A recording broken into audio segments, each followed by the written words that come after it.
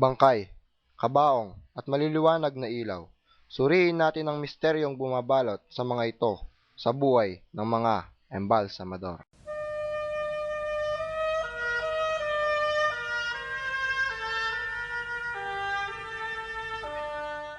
Minsan, tinitignan lang natin ang nais nating makita. Pinakikinggan ang nais nating marinig. Tinutuklas ang nais nating malaman. Ito marahil ang dahilan kung bakit hindi pangkaraniwan ang ibang bagay dito sa mundo. Ako po si Dale Pangan. Halina't samahan po ninyo ako, tuklasin natin ang isang hindi pangkaraniwang buhay ng dahil sa mga patay. Tapang, tiyaga, tibay ng sikmura. Ang pag-embalsamo ng mga patay ay unang naiulat noong pagbagsak na panahon ng lipunang Ehipto. Ngunit ang mga Kristiyano noon ay wala halos pa upang may preserba ang mga labi ng kanilang mga mahal sa buhay. Sina Jean Ganal at Dr. Thomas Holmes ay ilan lamang sa mga personalidad na nakatulong sa paglaganap ng pamampan ng pag-eembalsamo. Ito ang Santo Rosario Street sa Angeles City. Magulo, maingay, ang lahat may kanya-kanyang pinagkakabalahan. Sa kabila noon, may isang lugar dito na kung saan ang katahimikan ay siyang nagahari, ang Funeraria Angelina. Personal kong nakapanayam si Mang Amor, isa sa mga embalsamador ng Funeraria Angelina. Dito, binigyan niya ako ng kaalaman tungkol sa kanyang trabaho. Nagiba ang pakiramdam ko nang makita ko ang embalming room at nang ipaliwanag ni Mang Amor ang proseso ng pag-eembalsamo. Ano ito ng tubig? Kalahating tubig, kalahating formalin solusyon. Tapos ilagay sa embalming machine. Paano po kung bata yung medyo maliit yung Magdoos ka ng bangkay? kalahati nun. So, atin po. Pa yan. Tapos, Yan po yung bali ipapasok sa katawan ng bangkay. ito. Formalin solusyon. Formalin. Tapos, Pagkatapos po nun, yung dugo na. di dadalhin dito yung patay. Gagamitin ito. Ito po yung tinutusok dun sa Bangkay. bangkay. Saan po usually tinutusok yung bangkay Sa katawan. Sa katawan po. Tapos, So itutusok po ito. tapos, Yan po yung bali ipapasok sa katawan ng bangkay. ito. Formalin solusyon. Formalin. Tapos, Pagkatapos po nun, yung dugo na. then aspirator. Aspirator. Ito po yung aspirator na dito ginagamit sa morgue. Ito naman, pang bahay. Yan.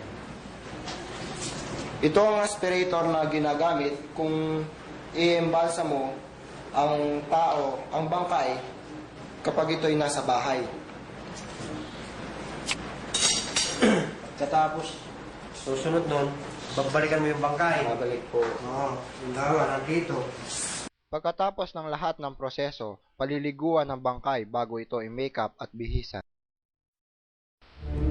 Ang autopsy ay sakop din ng pag-eembalsamo. Ito ay sinasagawa kapag nangangailangan ng investigasyon ukol sa totoong sanhi ng pagkamatay ng isang tao.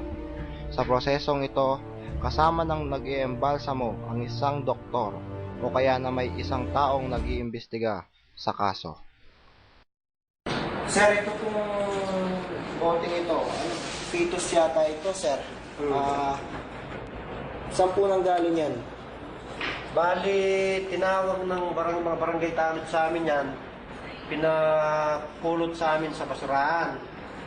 Ngayon, ang ginawa namin, dinala namin dito, kaya nilagay namin sa bote.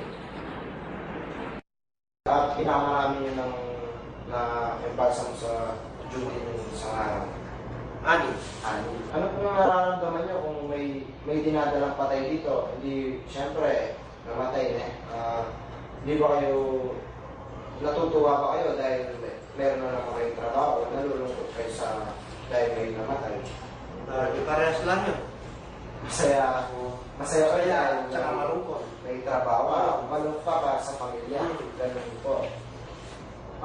Sapat ba po yung kinikita nyo sa pag-iembalsa mo? Yung perang kinikita nyo? Tama lang sa gastusin. Mga isang bangkay po, mga magkano kinikita nyo sa 500 isang patay. 500 po isang patay?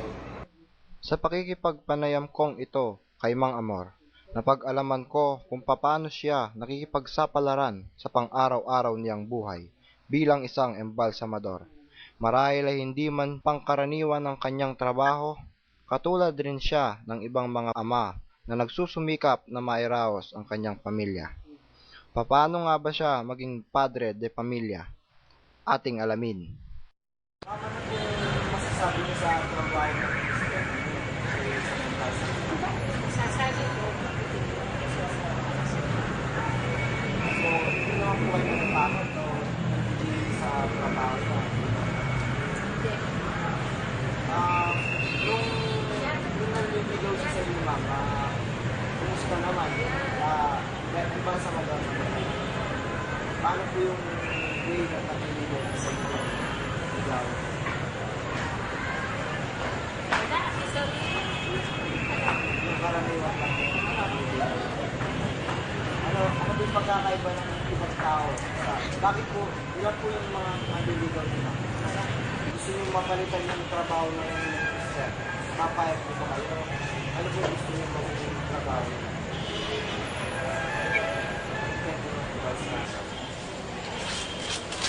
At ngayon, sasamahan tayo ni Aling Lolet sa kanilang bahay.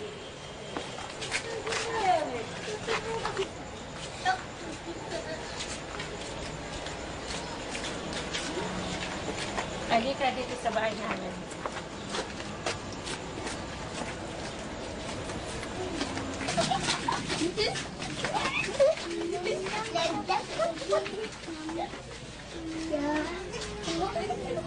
Tayo. Tayo. Ito ang salas. Ito ang picture ko ng darado. Wow, sexy. Simple at masaya ang pamilya ni Mang Amor, kahit salat sa salapi, basta marangal ang pamumuhay. Napag-alaman rin namin na merong mga batang naninirahan kasama sa compound ng funeraria. Nakakita ka na ng patay? Na nilagay dyan? Nakakita ka?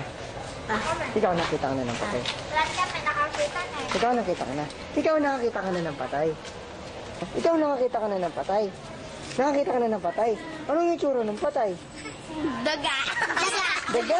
Karaniwan, hinuhusgahan natin ang isang tao sa kung anong trabaho o propesyon meron siya.